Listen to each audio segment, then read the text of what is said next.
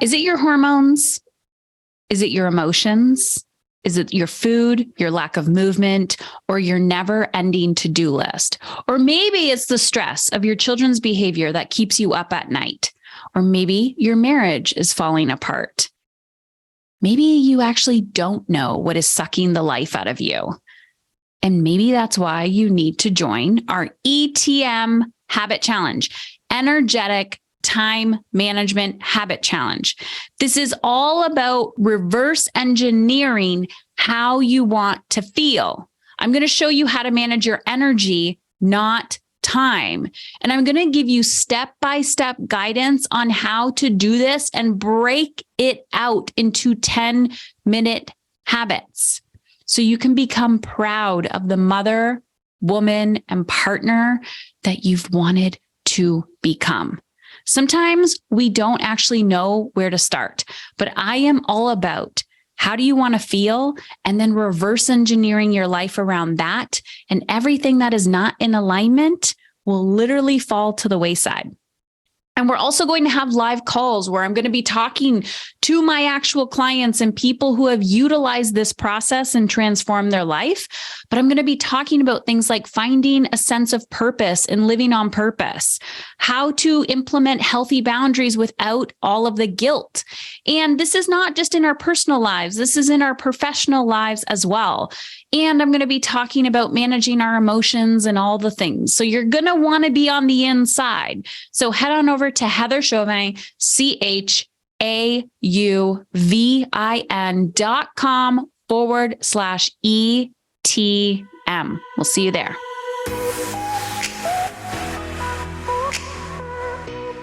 Hello, Rachel. Welcome to the podcast. Hi, Heather. I'm so excited to be here.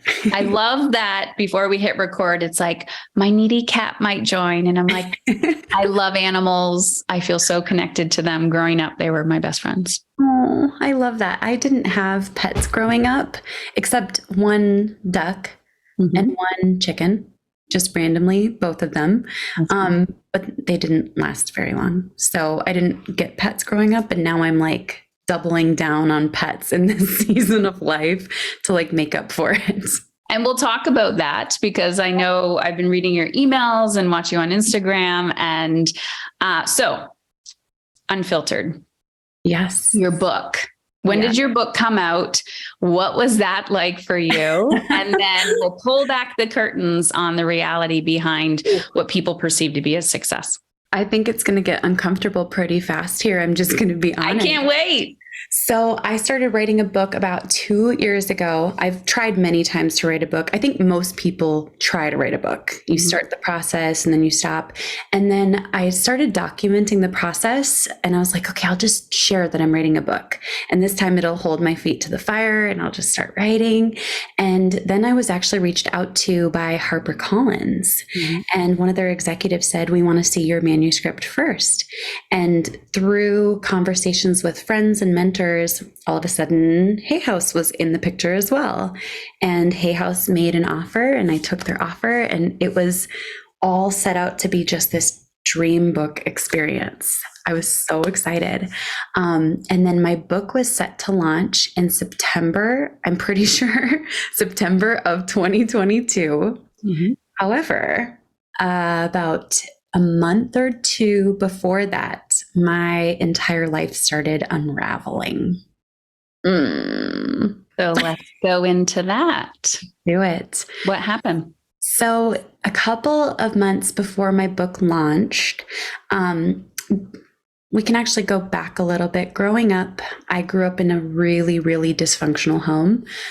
There was a lot of abuse and neglect, kind of like capital C PTSD.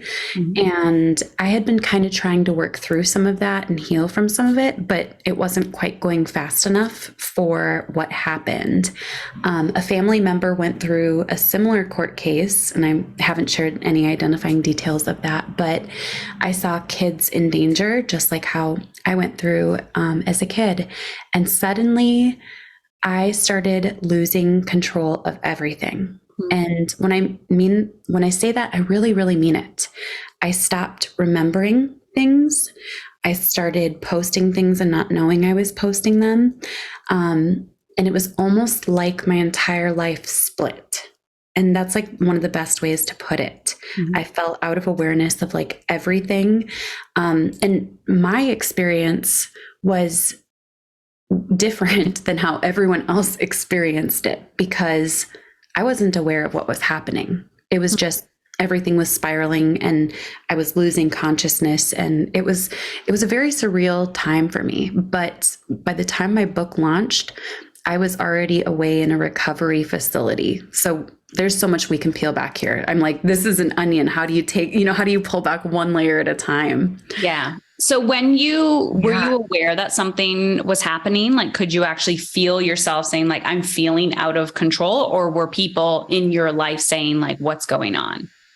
People were saying what's going on, but more so, I think everyone in my life hadn't experienced anything like what I was about to go through. So they didn't even know where to start. It was more like, oh, I think Rachel needs more sleep, or she needs more therapy, or something's going on. We can't figure it out. But like I would explode at like the smallest of things. And then I would not eat for 5 days. And so it was strange for me because I didn't recognize anything was wrong. Mm-hmm. I just felt like I was under a lot of pressure, and everyone around me could tell that something was very quickly spiraling. Mm-hmm. It wasn't actually until I want to say early September or maybe even August that I realized, after I think 4 days of not sleeping, that something was majorly off. And I ran downstairs and I screamed to my dad and my husband and my assistant was on the phone. I screamed, I need help. And it was this guttural scream. And it was the first time I realized something is super off. I don't know what it is, but get me help. And it was actually then that my dad and my husband brought me to the hospital. I was sedated for 2 days straight. And then the hospital, during that time, I became extremely combative with all of the staff of the hospital. And they said, we need to put her in a psych ward. And then I ended up in a psych ward for a week. Wow. And then after, of course, feeling whatever you want to share, because this is fresh, like a fresh journey, but going through that process, mm-hmm. and then what happened after the psych ward? So with the hospital and then the psych ward, everyone thought like, okay, Rachel got the help she needed. And everyone was like, okay, she's going to get sleep now. Like everything should be good. But we had no idea it was just getting started. So after getting back from the psych ward, I went online and proceeded. I should have named my book Unhinged instead of Unfiltered, because I proceeded to go on unhinged rants, posting anything and everything. And I'm telling you, Heather, it got pretty bad. I'm sure you saw some, if not all of it.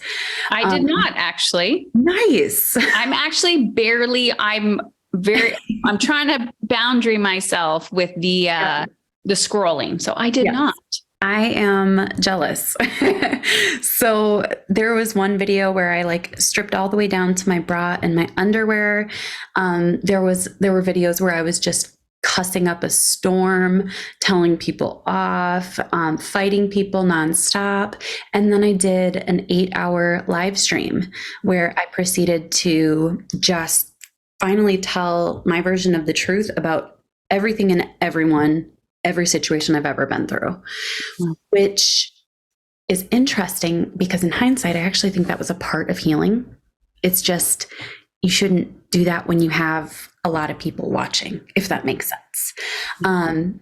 And so after that, I was in my room for almost a month, stuck on a loop, and I went into full psychosis where I was like seeing very, very strange things like hallucinations. I forgot I had kids. And my dad and my husband were kind of going around the clock, taking care of me, making sure that I ate something. I went through paralysis of my body. And there were even times where like I would be a 6-year-old on a loop saying the same things every hour. And that really freaked them out. And that's when they realized, we haven't even scratched the surface with getting the help that she needs, you know? So And then what happened? Did you stay home? Did you go into healing, or that's when you went into a recovery center? Yeah. So I don't have many memories from that month. It's actually almost 3 months worth of memories I'm missing. Mhm. I only have like little pockets of memories. And I do remember, this is so weird on the other side. I do remember every time I came to, I would be like, why is everyone acting so weird? Mm. And I didn't understand that like 2 weeks had passed since the last time I had come to. So it was very weird for me. Maybe almost like someone who has amnesia or Alzheimer's. You're like, why are people acting so weird? And then it was in September, halfway through September, that my family found a facility in California that deals with that level of mental health and trauma. And I actually went away. I think Kitten's going to make an appearance. Come here. Come here. I went I was away. saying we're recording this and I'm in Mexico right now, and there's like all these cats. No cats right behind me right now, but always I'm like, it's cat All the energy. cats. Yes, she wants to be close. I love it. So I was there for a month with no access to technology, and that is when my book launched. Wow. It's wild. I love it. So- I say I love it, but that clearly I don't mean I love it that way. One, I really, really appreciate your vulnerability and honesty. Things don't always go as planned. No. What did you discover about yourself and healing while you were there that you're open to sharing? So much. Oh my gosh. That's such a good question. The first thing that was really big was that I didn't need to heal from everything in order to heal in a big way. I just needed to find the domino, the thing that created the broken foundation. And if we worked on that, then everything else would be easier to heal. That was one of the big things. The second big thing was I did extensive neuropsych testing while I was there, and they realized that I was actually highly introverted, and my whole life I had been operating as an extrovert. I'm willing to bet this is more common for entrepreneurs than we realize. And I think I would say for female entrepreneurs too, because not only is it entrepreneurship, but it's also that like the masculine versus feminine and leading with like how you want to feel. Yes. Yeah. And that was surprising. So it kind of made sense as to why I was always so tired. And then we also really, I realized this is so weird, but like a lot of things changed. Like I wanted to change my hair. I wanted it short. I'd never had it short like this in my whole life. My voice changed. That was one I found super surprising, but it's hard for me to speak with like a harsh, intense marketer voice now. It's just like, this is what it sounds like. And I also realized that I don't necessarily love attention. And that was kind of strange. Suddenly I'm like, now I'm a marketer with a book and I don't necessarily want this attention. You know what I mean? This is very refreshing. And I'm sure we can have a conversation after the episode as well. But so many women that I talk to in business are like, I don't want to be all the things, or I don't want to be where I want to be. And I know you support people, or not where I want to be, but you get, it's like doing all the things. You don't have to do all of the things all the time in order to quote unquote be successful. Majorly. That was one of the biggest, like ahas. And then another big thing, since I was off social for 30 days, and when I went to the recovery center, I thought it was going to be like chilling in my room, and that it was just going to be like, you know, swimming and relaxing. And I was like, oh, this sounds amazing. And then it was 9 to 5 or 9 to 6 programming with a new thing every hour, and you had to attend everything. So it was therapists and psychiatrists and coaches, and just, it was really, really intense. I'm going to be super honest. But being off social for 30 days reminded me that social is just not even close to the real world. And I want to hit on this because so many times we all get caught up in the world of social. And I love that you said you hadn't seen my unhinged content, because we just sit and consume so much and start to almost think that it's the real world. And it's taught me to like get my business work done and get out for the day, get off social, get back plugged into the real world. You know, social media is not real life. I've had moments. So when my business started, mothering was a big focus of that. I came from child protection, social work background. And I was like, this does not align with my values, that my children do not have informed consent to be on the internet. But I'm like, but I talk about mothering. I need to like put my children online. And that disconnect for me always sat in the pit of my stomach, where I'm like, I can't do this from a place of integrity. And now that they're older and they have a voice and they're like, do not post that, do not do this. Right. So I think the world of social media is definitely changing as well. Like post-COVID, the world is, and people are wanting to get back to the essence of like their lives and, you know, doubling down on what's working and what's not working. But I'm curious because people may or may not know what you do. So in a nutshell, like just tell them your story of why you do, you know, what do you actually do, Rachel? And then I'm going to ask you some questions about your predictions or where you're focused. And then we'll see where this conversation goes about healing and business and marketing, all the things. Yep. So I'm a social media strategist. I've worked for many of the biggest public figures in the world of business and marketing. I also educate on social media and support freelancers with building their businesses without it consuming their lives. Key. So I got into marketing because I am a huge fan of the idea that we can build businesses for free or for low costs. And specifically social media as the vehicle for that is incredible. I came from, you know, being a single mom on welfare and food stamps. And so when I became a hairstylist, I had to build using something free. And organic social media was that for me. And it became something I fell in love with.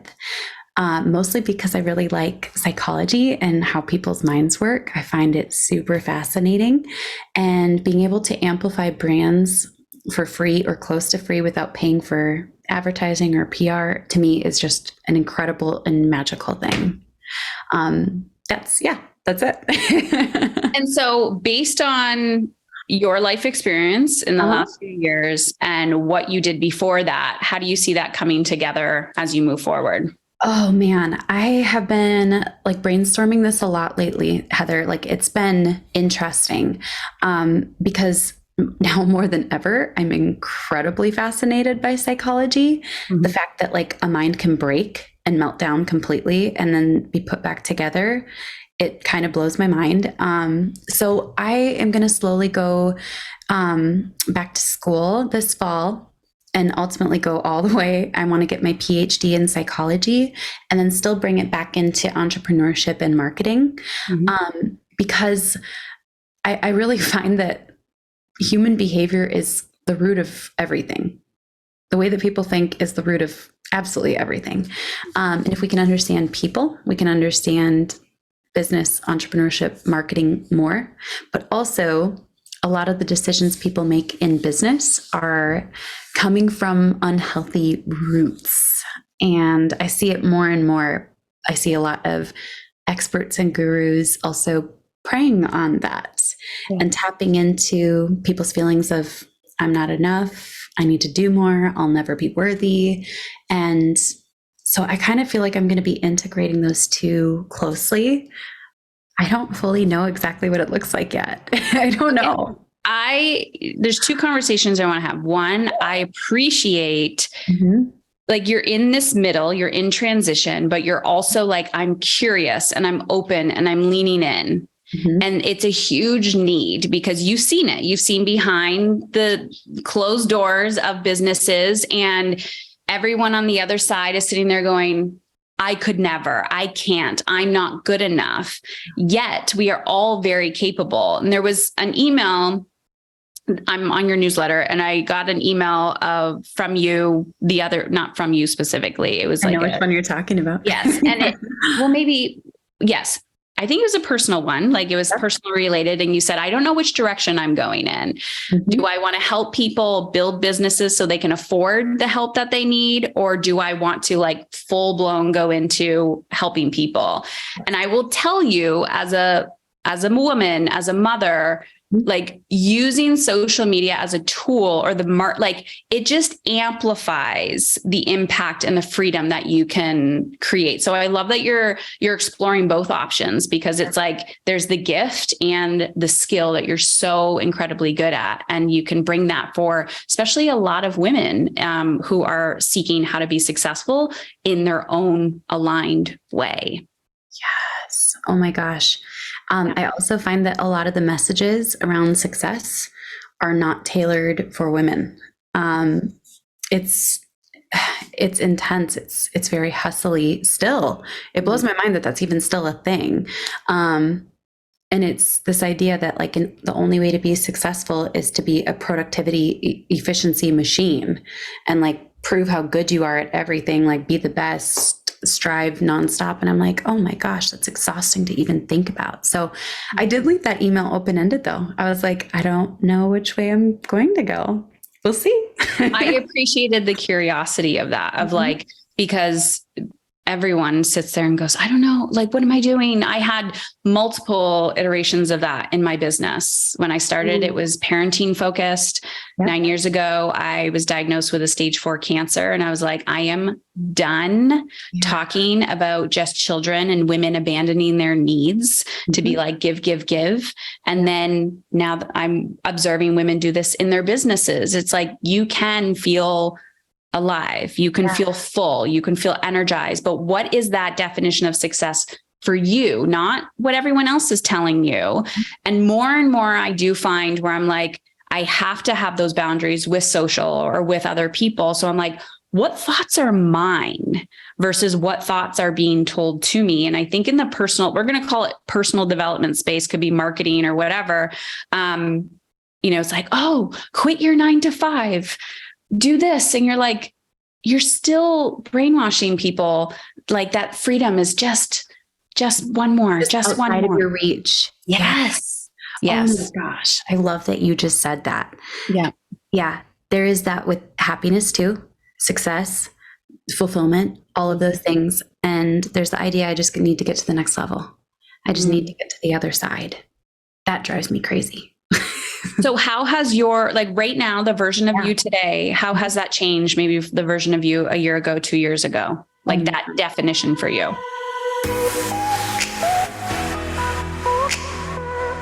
Now, a quick word from today's sponsor, AG1. I started taking AG1 a while ago and slowly my family got on board. We started adding it to the boys' smoothies or just putting it in water. I'm used to the taste now and I really enjoy it. I also love the travel packs that AG1 provides, making it super easy to bring on the road and get through security at the airport. It's one of those simple daily habits that you can take with you, which is surprisingly grounding while you're away from home. It supports better sleep quality and recovery, mental clarity, and alertness. And in 2020, AG donated over 1.2 million meals to children. To make it easy, Athletic Greens is going to give you 1 free year supply of immune boosting vitamin D and 5 free travel packs with your first purchase. All you have to do is visit athleticgreens.com/EU for emotionally uncomfortable. Again, that's Athletic Greens, ATHLETIC greens.com/EU to take ownership over your health and pick up the ultimate daily nutritional insurance. Now back to the podcast.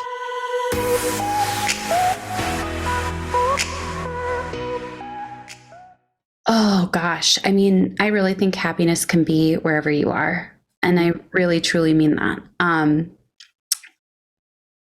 Once healing is in process or getting closer to being finished. Mhm. Healing is so important, because otherwise we have, like we've got Kitty again. We've got, a dad-shaped hole in our lives. We've got a sister-shaped hole. We've got, you know what I mean? Yeah. So I think that we should be more focused on pursuing healing than success in business. And I really, truly mean this. I 1000% agree with you. And it's getting people to focus. It's like, you got to focus.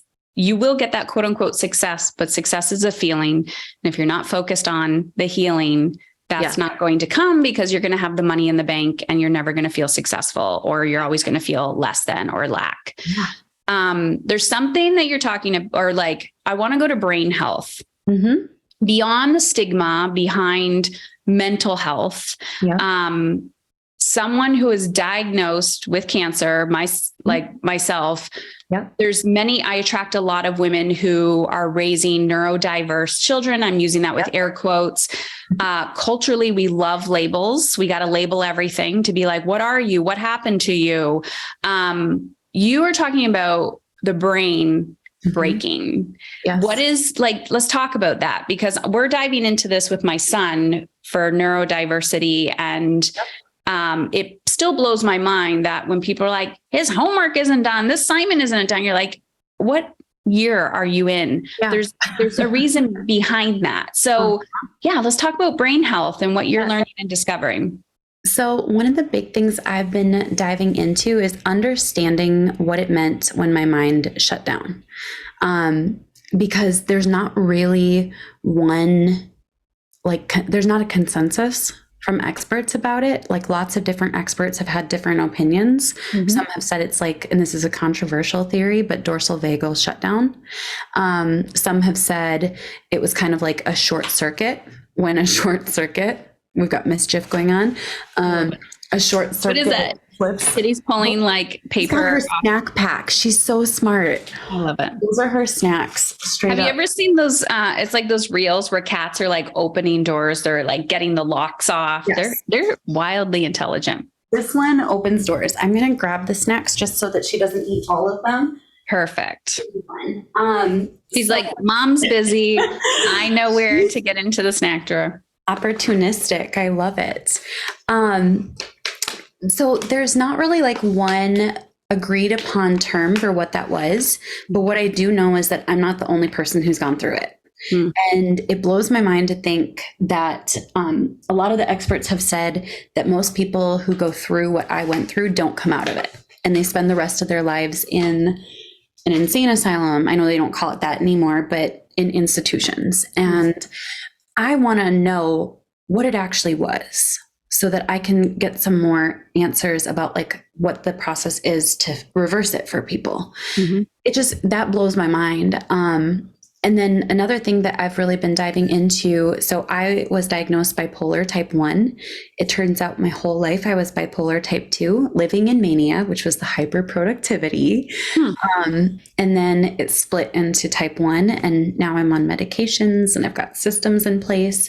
But really and truly understanding like what that means, what that looks like, and how people who are technically bipolar is considered neurodiverse. But like, what does that mean moving forward? Mm-hmm. If that makes sense. The other thing I'm really looking at is the ways that trauma shows up in entrepreneurship. And it's really hard to not see everywhere now. And I'm like, oh, I see that. Oh, that post. Yep. Oh, ouch. I'm so sorry that happened. And it's like a post about, I will never stop. I will always be relentless in my pursuit. And I'm like, I'm so curious. Like what, because once you can't unsee it, right? You're just seeing the world through a different lens. So what are you noticing? I am noticing that a lot of people are really fast to talk quickly, almost like they're going to be cut off. They need to be heard. People are fast to want to like jump on other people and insert their opinion that sometimes has nothing to do with anything. And I'm like, oh, who hurt you? You know what I mean? You can just kind of see it. Mm-hmm. I'm noticing Now, this is a weird one. You'll have to tell me what you think about this because this has been interesting. When people say, like, I will never stop, this is my life's passion, my mission, and like, and they just go on and on and on about their business as though it's like their entire life's work. Part of me is like, but it's just like marketing. It's just hashtags. That might be controversial for me to say.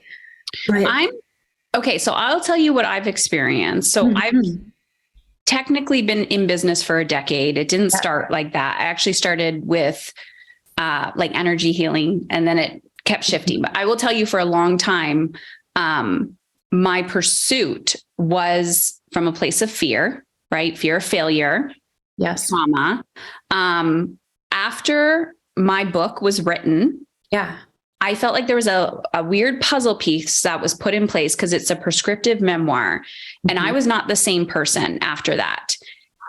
I'm in this state of, out of all areas of my life, out of a state of survival, that I can see my body sometimes want to go back there, you know, anxiety or whatever, and doing all the things to continue the healing process. But I want to make an impact, but it doesn't have to be me anymore.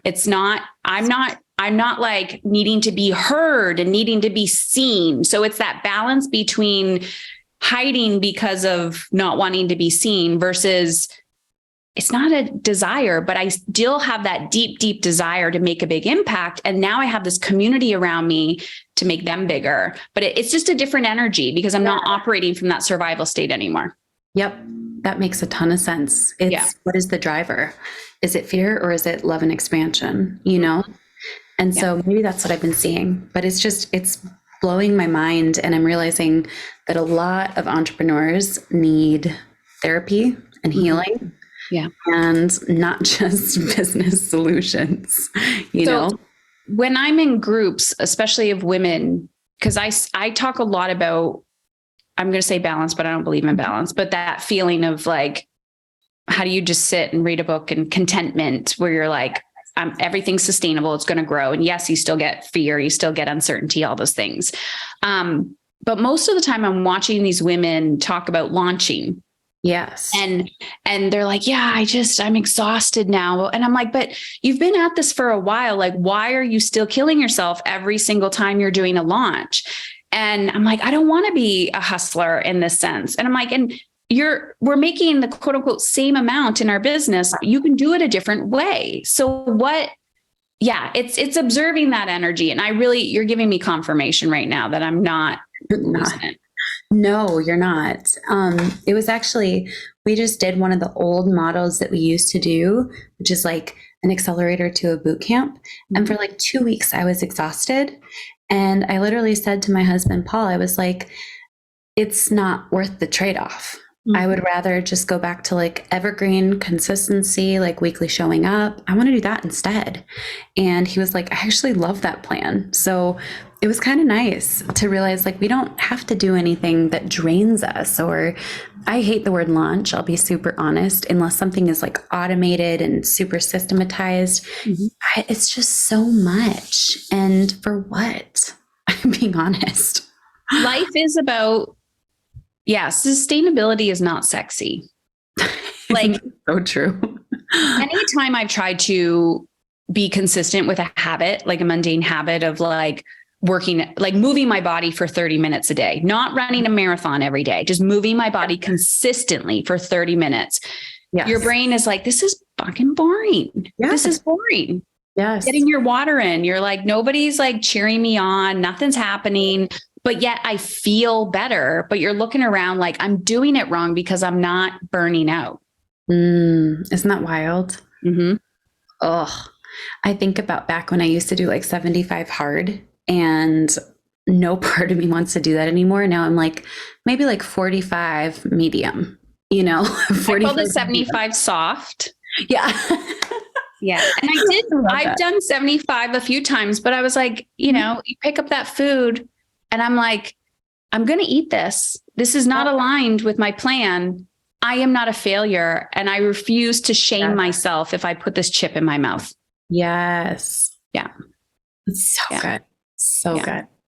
So what is your relationship? I'm going to call it contrast.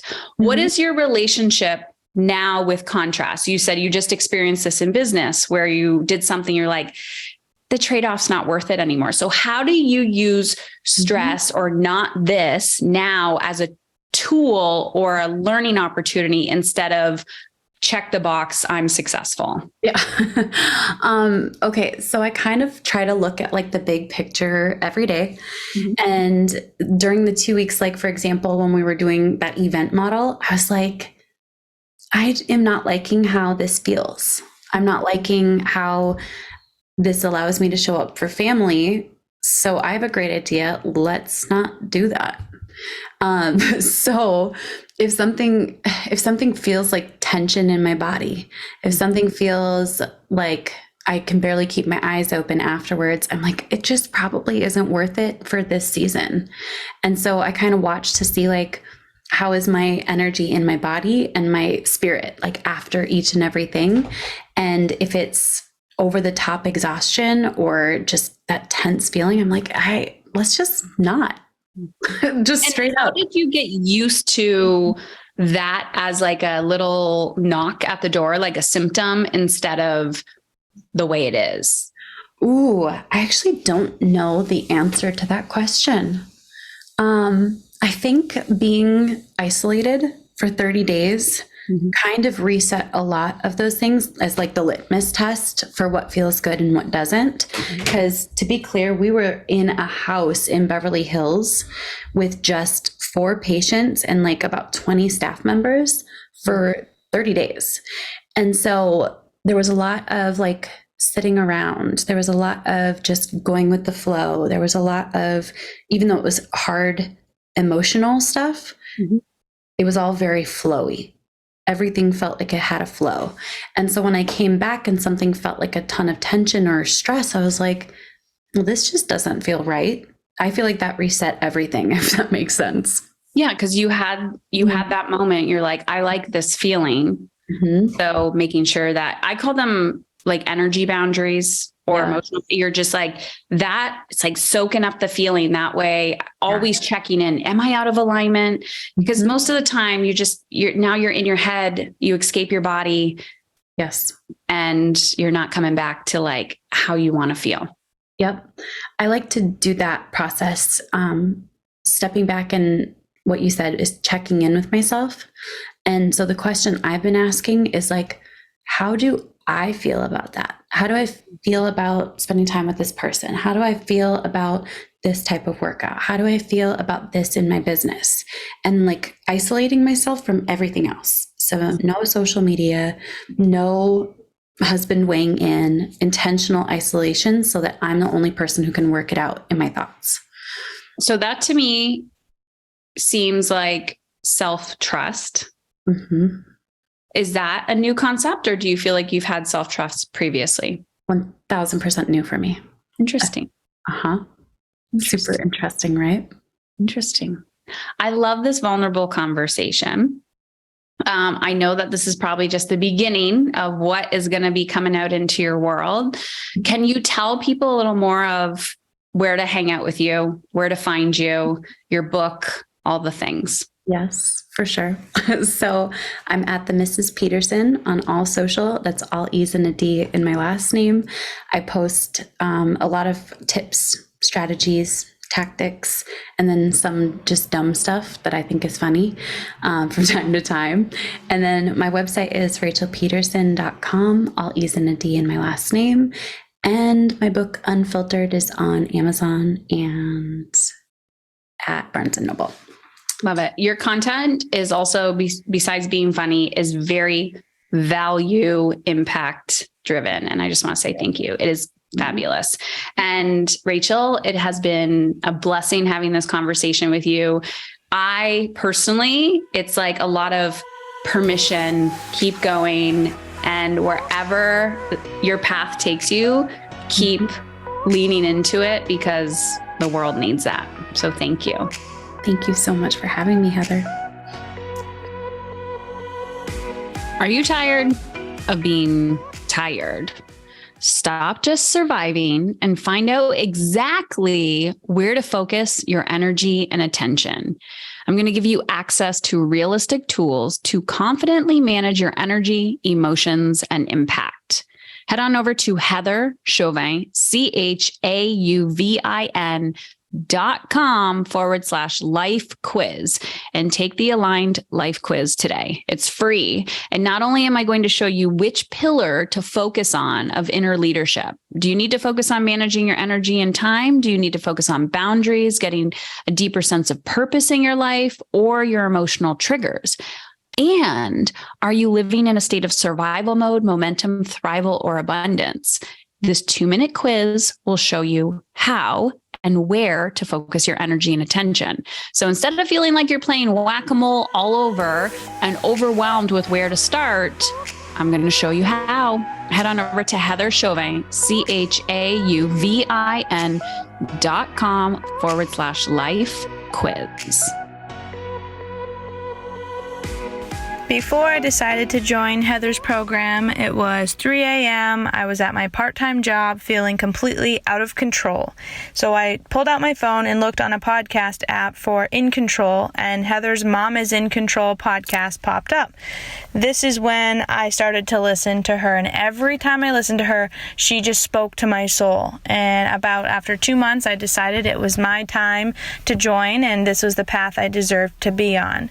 After the 8-month program, I got to this place of understanding how she completely saved my marriage, and I now know that I'm an amazing entrepreneur, amazing mom, and everything else that I desire and deserve in this world. If it wasn't for Heather's program, I would not be on the path that I am on in my life. I appreciate her deeply, and I'm very thankful for the work that she is doing for the world.